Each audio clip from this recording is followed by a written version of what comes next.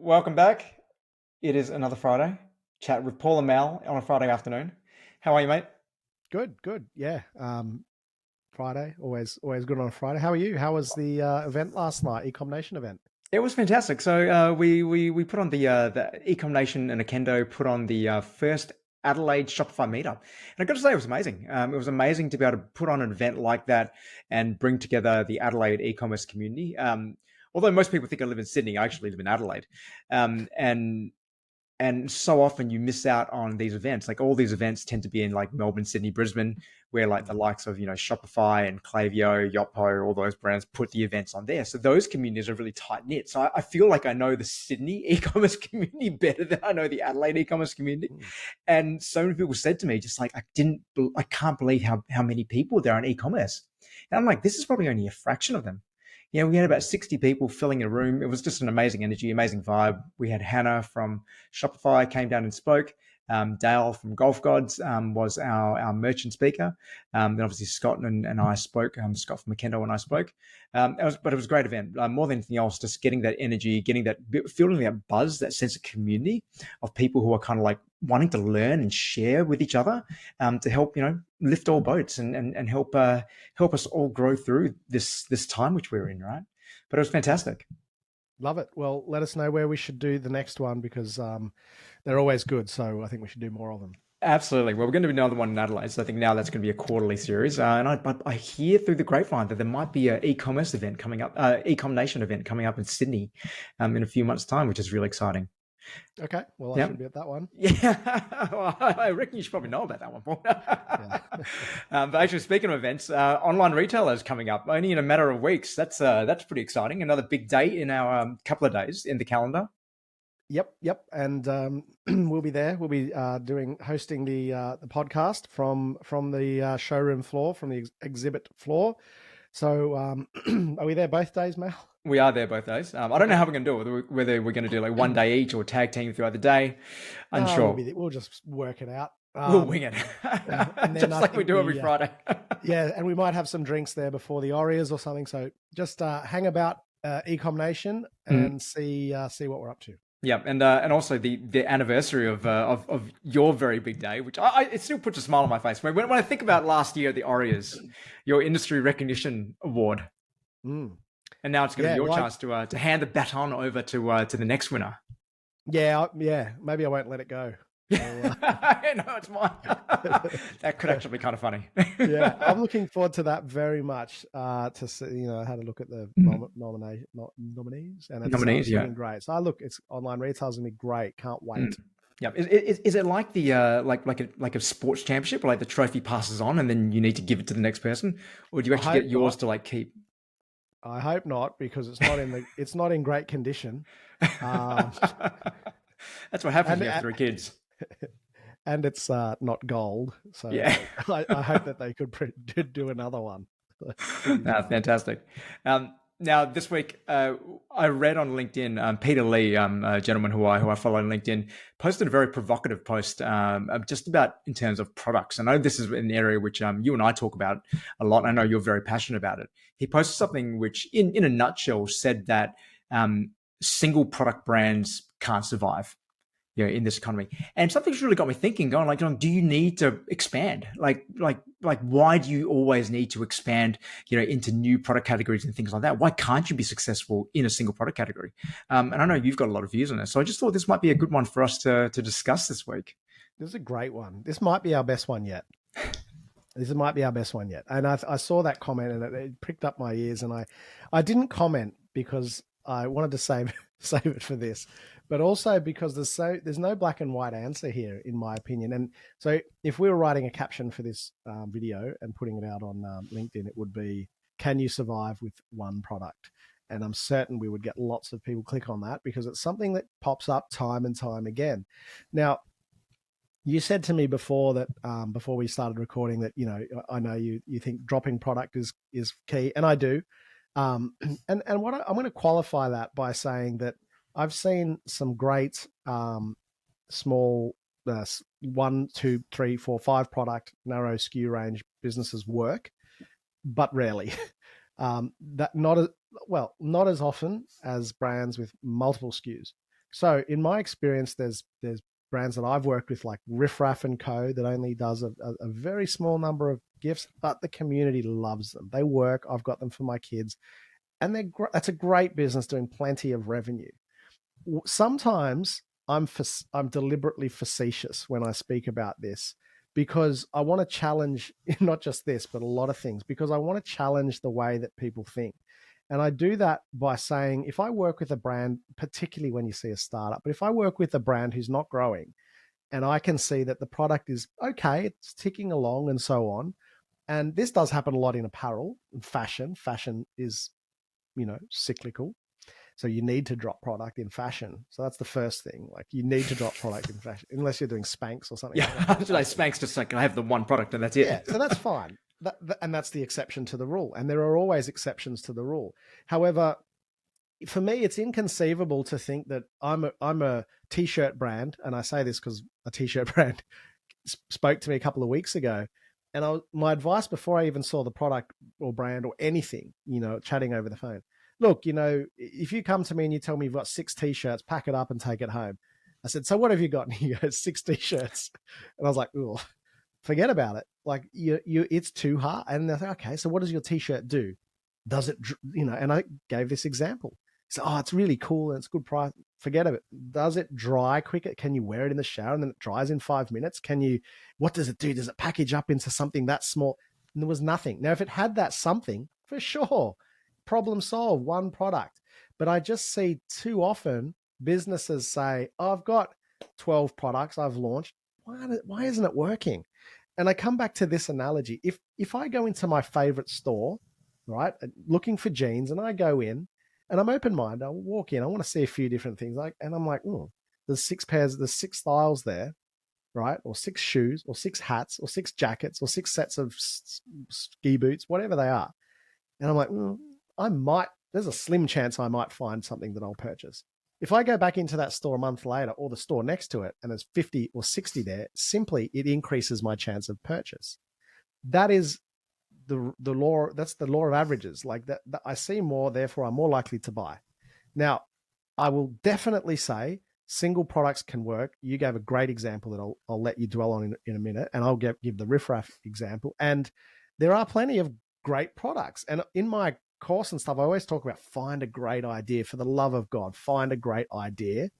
But if you're not finding a great idea, you have to drop lots of stuff, particularly if you're competing in just commodities. And we hate commodities, but you have to drop lots of stuff. But if I've created a product, found a product that solves a massive problem, that is a different story. But I say that it won't work to challenge all of these brands that I see who are like, I want to go from $1 million a month to $2 million a month with the same range. And it's like, okay, so you're going to double your traffic, your AOV, or your conversion rate, or are you going to introduce a new product and bring people back? A new product does drive repeat purchases. I may buy this black shirt again, probably will, but if it's a great fit and whatever, I'd love to see it in the yellow. I'd love to see it in the red. Great, you got me second and third time. So it simply does increase the chance. So just to interject there, but with something like t-shirts, though, you're talking about it is the same product. It's the same product, just in different flavors. Like in the same way that you can get a car in lots of different colors. It's not a different car; it's the same car. It's just colored differently. Yeah, that's true. So let's say the jeans, though, because we are well, I know you are too. You're quite loyal to your brands. Like if I find a t-shirt that fits me beautifully, I'm looking at their jeans. I'm looking at their shorts. I'm looking at their hat. I'm quite a loyal shopper when the product is put to me.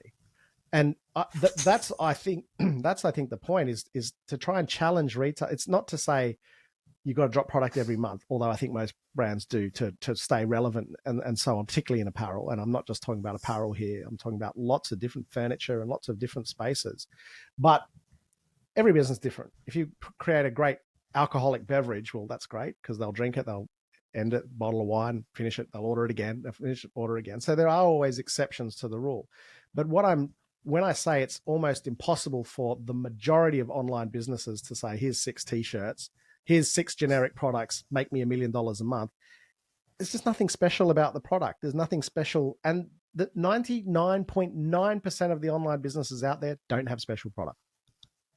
I think that's going to be part of the problem as well. I was talking yesterday about this, where when I look at some of the looming challenges facing the retail industry, one of those things which we haven't really talked about is actually China. And the fact that with more manufacturing moving out of China, there's now an imperative for the Chinese government to actually prop up a lot of the manufacturing which occurs there, as there's less demand for them. And how I see they're doing it is by actually pumping out more product. You would probably seen Temu, which has been making the news lately, over the last 6 months or so in the US and now Australia as well, making a big push into here with like consumer goods at like $2. You can get like, this colander for like $1. You can buy this, you know, something which looks like $50 for like $2. So just ridiculous pricing. And I feel that their government is going to be pushing more of that. So going back to that specialness, I think it's going to be really important to have a product which actually is special and differentiated in the market. Because I do agree that if your product isn't special and it's not differentiated in the market, it's just a copycat, it's a me too, like a t-shirt which does nothing special.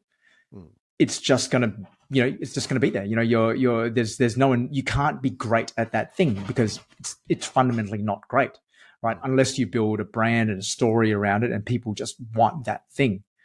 So you've got all these brands which are releasing products without any inherent differentiation in them. There's nothing which makes them special. Whereas I think we should be putting more emphasis on finding products which, like you said, solve that problem. Solve a problem for a particular subset of customer or solve a problem for a bigger subset of customer. Whatever it is, whether it's something but it just needs to be special in some way that it solves an actual problem.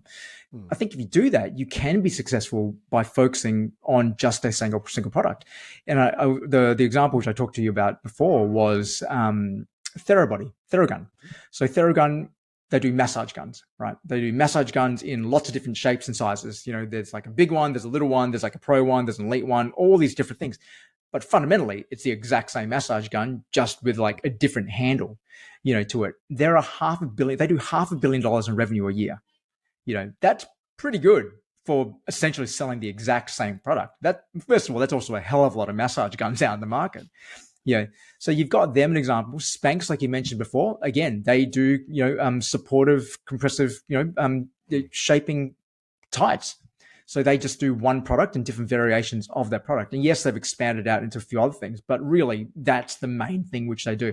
And I think there's also, from that point of view, as a public company or with outside investors, there's always that push towards, okay, you need more revenue. So you expand because you need to drive more revenue for investors, rather than, in a lot of cases, like a founder-owned brand, you don't really need that. If you can find the magic sauce, wouldn't it be better and more efficient just to focus on just doing one thing really, really well?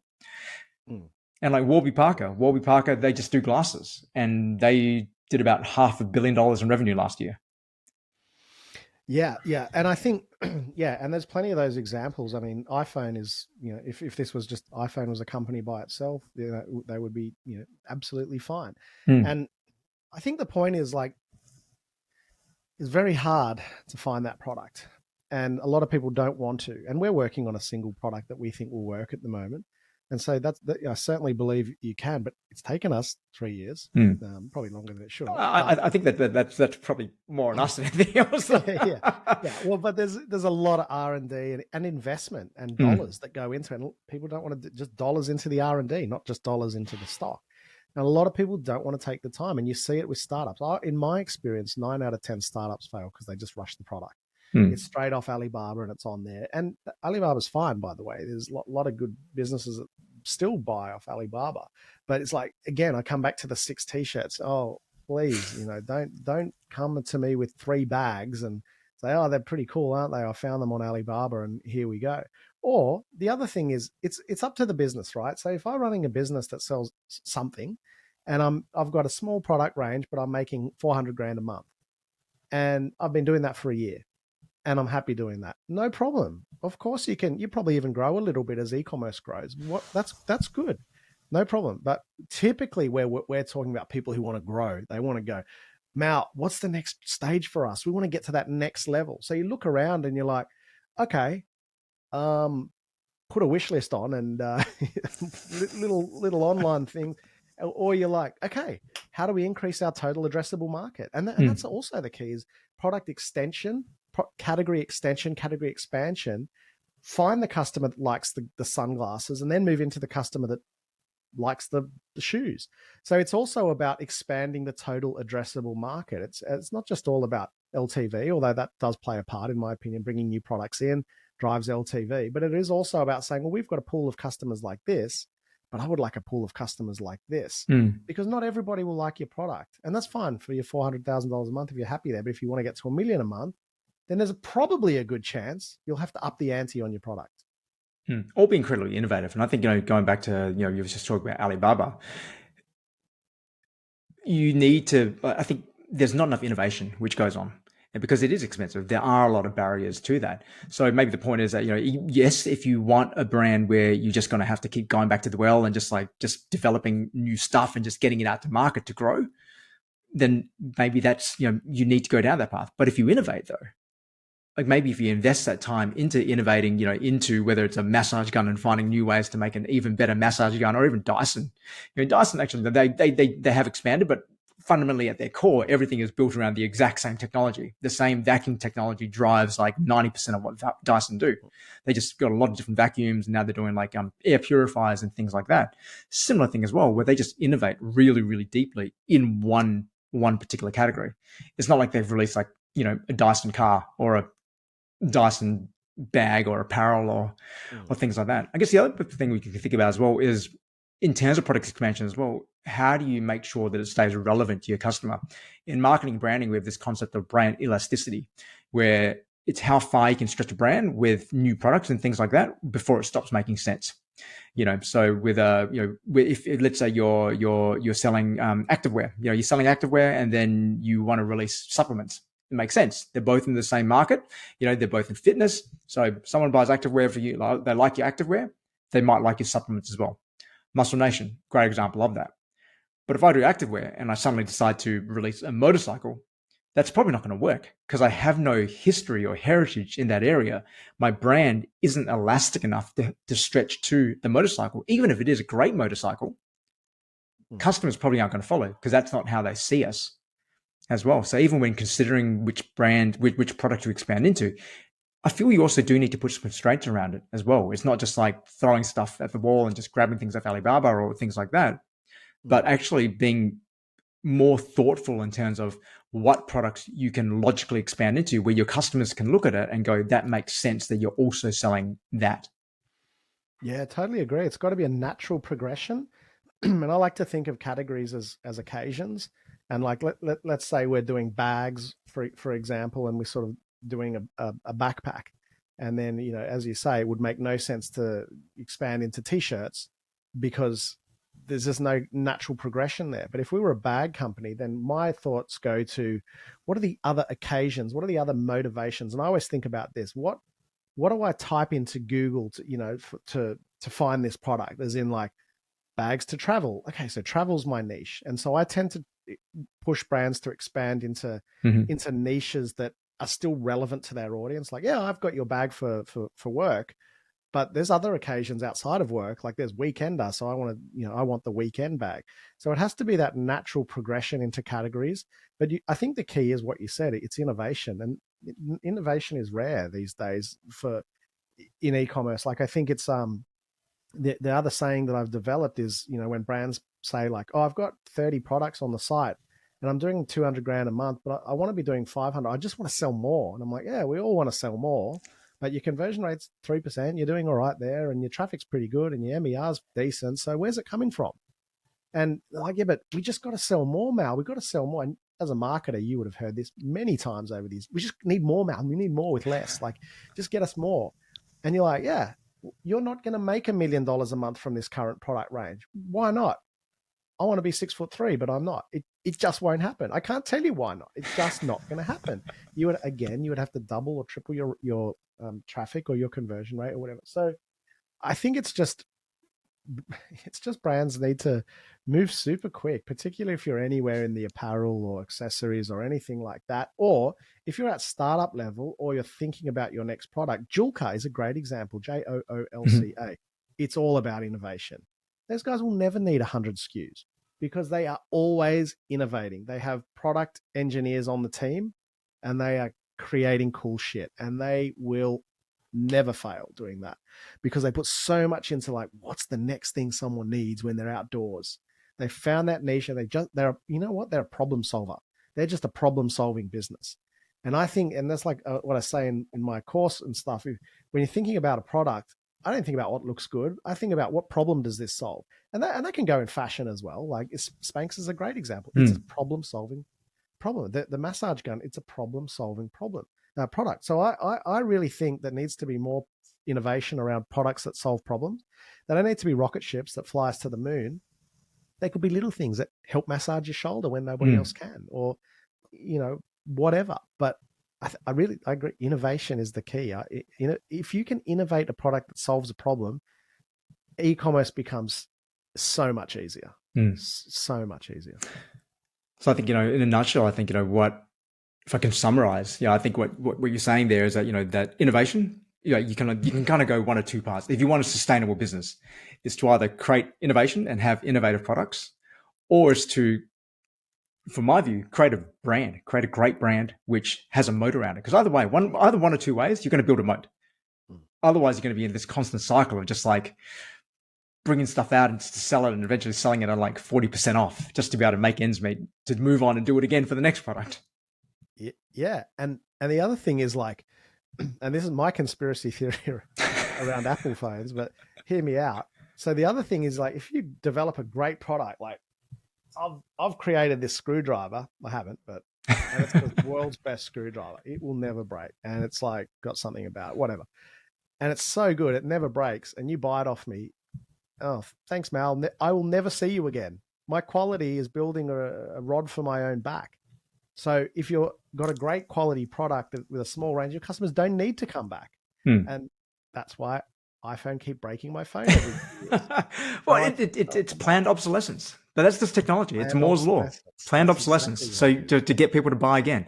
Because the thing is, technology will age, but a screwdriver probably won't.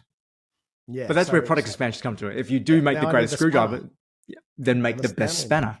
So you can keep expanding out that area because it's still in the same family. So as a brand, it makes sense for you to continue with that. But if all you're doing is just like grabbing product, from like the cheapest factory and just dropping it, it's a race to the bottom, I feel. The other thing, Mal, is when brands expand, they cannibalize all the time. It's like, oh, now I've got a blue screwdriver. No, they've got the red one. So we've got to stop thinking as online retailers about this or this and focus on this and this. And way too many brands get comfortable and they're like, oh, you bought those t-shirts. Here's 50 more. But I don't need 50 more. So it's about being clever and saying like, and I've got a brand in mind, but I can't say who it is right now, but it's like you've sewn that market up. Stop going back to that well. You could put anything out in that area and your revenue is going to be the same, which is great. But let's go into those new. Let's get out of this or this. Like, and that's why I don't like many variants. I don't like this screwdriver in 9 variants. I really don't. That choice is stupid. I like this in 2 variants, and then I like the spanner in 2 variants, and then I like the hammer in 2 variants. All across that gives me the breadth that I need to buy 2 products instead of the choice of which ultimately ends up at 1. And that's where I'll go back to breadth over depth. So I'm not a massive, I hate long variants. It's like 2 variants, 3, move on to the next product and the next product in different spaces. And again, broadly speaking, it's this and this, not this or this. And I think and for anyone listening, the hot tip is always get it in black. Yeah. The black will always be the best seller, no matter what you do. You can try pushing any other color. Black is always going to sell the best. Me up now, black and brown. Yep. And then a third variant if you need to, but let's keep the quantities low. Yeah. We don't need every color in the rainbow in our variants. Yeah. You do not order equally across every single variant. No. Yeah. Fantastic. Thank you, Paul. Always a pleasure to chat with you. See you in a couple of weeks at Online Retailer. And bring the screwdriver with you. See you in a couple of weeks. Yeah, I will. Hopefully we see lots of people there. Come and say hello and tell us where we should have the next Ecom Nation event.